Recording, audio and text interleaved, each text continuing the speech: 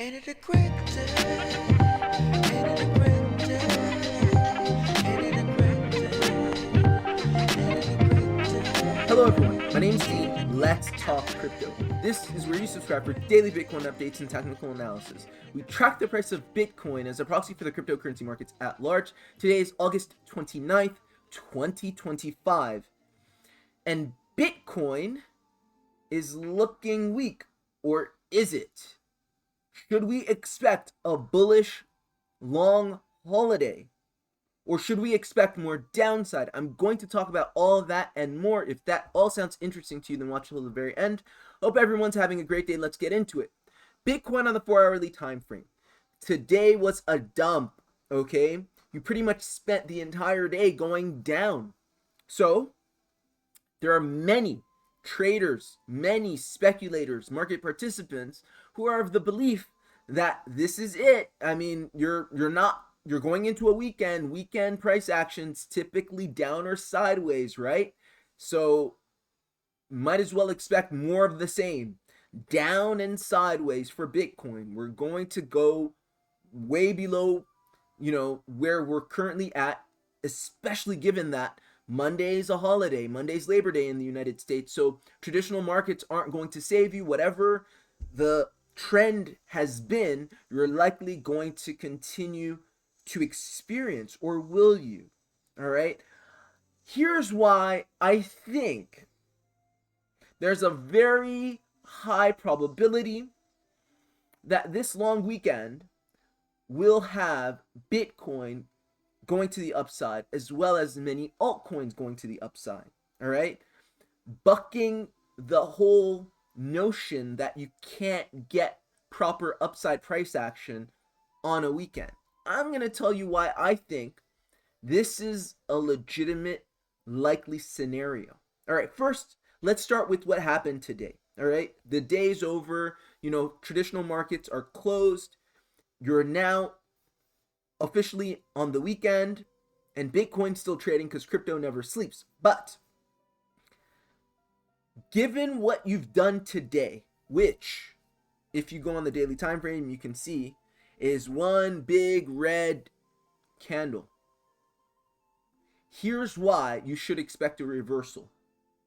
Firstly, Bitcoin for the past 2 weeks has been trading within the bounds of this channel right here. Okay? And we're now back at the bottom of this channel. The bottom of the channel is support. The top is resistance. You are at support. So that's technical analysis 101. What do you do at support? You find support, you bounce. Support makes you bounce. Resistance makes you fall. So I do expect a bounce given that we're at structural support of this falling wedge. We are also at support of this larger channel, right? We're at the bottom or support level of this larger channel. We're still there, okay? So it looks bad, but you're coming into support, and even if you have red candles coming into support, they might as well be green because support's not broken at support. Support is broken higher at a higher level. So if you really wanted to be bearish, you'd rather have Bitcoin up here or up here because, again, you break support from higher levels, not from support. So even if you were bearish in the medium term and you thought we were going to get rejected here, you're likely, if you know price action, you likely expect for us to bounce to, at the very least, the next likely resistance, which is up there, all right, around 117K. The other reason I think it's a strong chance of us making a move this weekend, although weekends are typically characterized by down and sideways price action, is because this move isn't even meant to be lasting. Look at my path. If you're new to the channel, this is something that I've put on the chart in the past few days. This follows my medium term projection for Bitcoin's price action. I do not believe that Bitcoin has much further to go, although I still do believe, I'm of the belief that we're likely to make another all-time high, but I don't think that's going to last. As you can see, I think we're going to go up and then right back down. I'm not going to go over that analysis. If you're interested, just refer to, the past few videos. I talk about that extensively. That being said, even if you do create CME gaps, right? What are CME gaps? Or imbalances in the chart. CME gaps are Chicago Mercantile Exchange gaps, whereby the Bitcoin market trades off hours when the traditional markets aren't trading, and the traditional markets didn't get a chance to partake in that trading activity. So that creates what we call a CME, Chicago Mercantile Exchange gap. You can also create imbalances. So let's say we did pump and we created only buying pressure here, right? You would want to balance that out with selling pressure.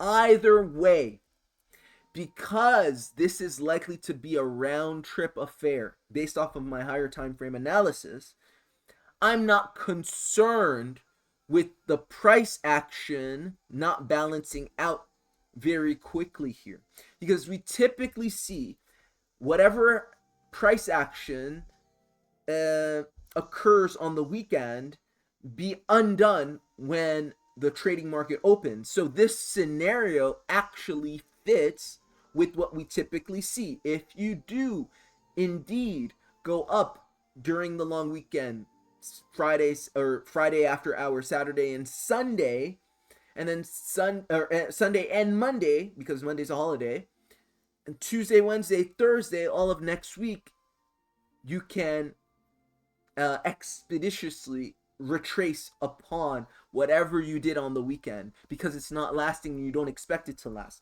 That's the second reason I think it's very likely we can see this move to the upside that I've been looking for the past few days. Finally, I'm going to draw your attention to what I believe moves markets on the small time frames in crypto. Okay, I think if you're looking at small time frame price action, most of that is dictated by liquidity. Okay, and there's a lot of liquidity based off of open interest, basically people using options and futures and margin trading and stuff like that. That creates high levels of liquidity, relatively high levels of liquidity on the Bitcoin chart in cryptocurrency, and that is mostly what I believe moves the markets, at least on the small time frame. It does also on the large time frame, but that's another discussion for another day. All I want to say is this.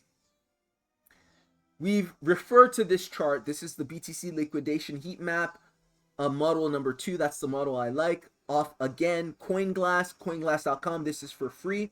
I like the 3-month chart. We still see massive pools of liquidity at all-time high. I do not believe. So again, look at this chart. Basically, it tells you two things. It tells you there's a massive, super massive, because if this is massive, this is super massive. There's a super massive level of liquidity at 95K and below, okay? And then there's a massive pool of liquidity at 125K to 130K. Both right now, we are pretty much equidistant from. So it's a question of what to hit. Well, I think Bitcoin's greedy and going to hit both. This also corroborates my read on this long weekend's price action. What would be better than Bitcoin feeding on that liquidity pool between 125 and 130, and then at market open on Tuesday or Monday evening, Tuesday morning, coming back and feeding on that pool of liquidity at 95 to 90K. That's what I'm seeing, and this is what the liquidation heat map is telling us. Basically, Bitcoin is targeting either 125 or 130 or 95 to 90 or both. And I think the latter is the correct answer. Bitcoin is targeting both and is likely to matriculate up to all-time high during this long weekend and then down to the lower levels. So my high time frame analysis is unchanged, or sorry, my mid time frame, that's mid time frame analysis on Bitcoin's price action is unchanged. Last but not least, let me just say something about the price action. Not only are we on support of this 2-week channel, but we are also creating a double bottom here. Okay, we initially came down to 108k, you know, in the first declension, okay, and we thought we were breaking it like so, but we came down. As long as we hold the channel, it doesn't matter. We can come down a million times. As long as we hold the channel, what we should expect is some support at the channel. As long as you're holding the channel, you're still fair game. You move up, you retest the midline, move up again, retest the top of the channel, then you matriculate up and out of this 2-week descending wedge, right? The fact that you're in a descending wedge is bullish, right? These typically break up their bullish patterns by percentage, right? And then also, within the bullish wedge, you're creating this W reversal, more likely than not. So these are bullish reversal patterns. So I do expect that to take place. So that's my read on Bitcoin's price action. I would not be bearish here on the small time frames, although do keep in mind that even though you make all-time high on the medium time frame, you're not bullish because you're very much likely to experience a retracement, a complete retracement of whatever you do during this long weekend. Now, that's Bitcoin. What then are we seeing for altcoins? I said in last episode that this may be the beginning of the bull market, and the bull market was likely to be ushered in or initiated by a large number of altcoins. Is that still true? And I do believe so. Here's why. Now, you cannot see evidence of this in the total 3. I've said this before, and here's why. The daily time frame shows you clearly. The total 3, which for those of you who don't know is all altcoins minus Ethereum, is at resistance. Do not expect the total 3 with a high level of probability to just move up. No. More likely than not, it may move up marginally, but it's at resistance, so it's just going to play at resistance, which you should expect more likely than not is a move down to support in the medium time frame. I think that happens when Bitcoin starts moving down to its lower levels, as we just stated. So in the immediate short term, during this long weekend, I think that the bigger market cap altcoins, a lot of altcoins that are off support, they may move up marginally, but only marginally. So you can't really see the bull market I claimed in the previous video on this chart. But where you can see some evidence of it is here on this Bitcoin dominance chart. All right, Bitcoin dominance, remember what this means. If Bitcoin dominance is going down, that means money's flooding in to non-Bitcoin assets, right? And that's making Bitcoin less dominant, right? That's more likely what you see. Obviously, you also have Bitcoin dominance going down if, in the rare case, Bitcoin is going down and altcoins are going down less. That's rare. But typically, Bitcoin dominance going down means Bitcoin's going up and altcoins are going up much more, or at least there's so much more money in the aggregate in the altcoin space, any altcoins, that makes Bitcoin dominance go down. So what you see here, let's go on the daily time frame. On the daily time frame, which kind of gives you let's go on the 4-hourly time frame. And and let me say why I want to go on the 4-hourly time frame. First, you can see the price action better for this move.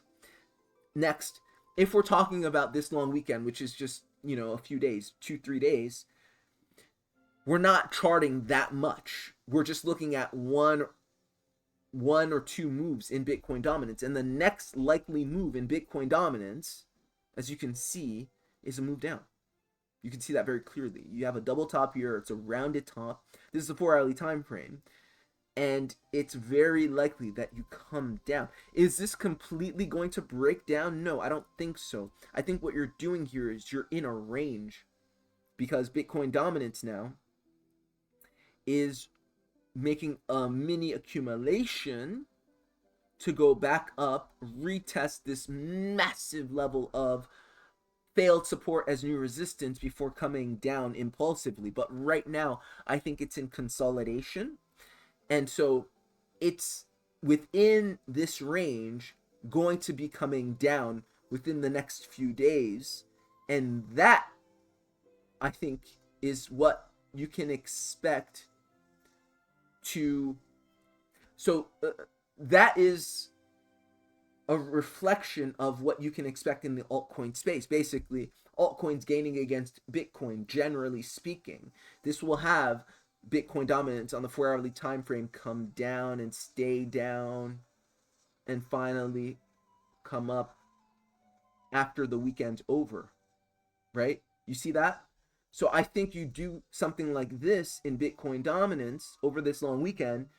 You matriculate to the downside in this mini range that you've formed here. And then when the week starts after Tuesday, and the traditional market's open and the market reverses, you start getting upside. That's reflective of Bitcoin dumping and altcoins dumping even more. So that's what I'm seeing on Bitcoin dominance chart. That's a small time frame read. So that's what I'm seeing, guys. This is why I'm still bullish for the weekend. If you look at most altcoins, you'll see that they've been in 40-day consolidation zones, and those are clear accumulations. So, I mean, you're at support. If you're at support, even if you have red candles, you should be bullish.